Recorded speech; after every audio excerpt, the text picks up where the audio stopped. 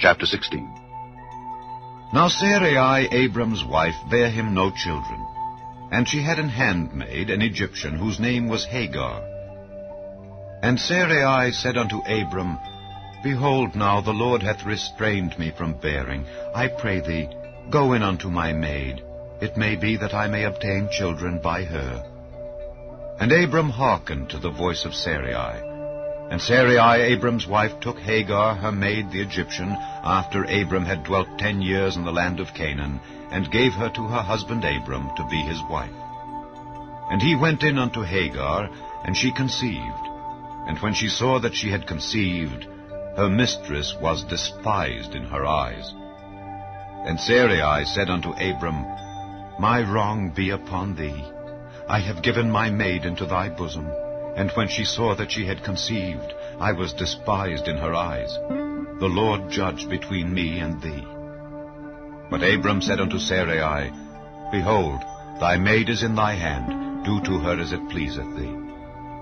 And when Sarai dealt hardly with her, she fled from her face. And the angel of the Lord found her by a fountain of water in the wilderness, by the fountain in the way to Shur. And he said, Hagar, Sarai's maid, whence camest thou, and whither wilt thou go? And she said, I flee from the face of my mistress Sarai. And the angel of the Lord said unto her, Return to thy mistress, and submit thyself under her hands. And the angel of the Lord said unto her, I will multiply thy seed exceedingly, that it shall not be numbered for multitude. And the angel of the Lord said unto her, Behold, thou art with child, and shalt bear a son, and shalt call his name Ishmael, because the Lord hath heard thy affliction. And he will be a wild man. His hand will be against every man, and every man's hand against him, and he shall dwell in the presence of all his brethren.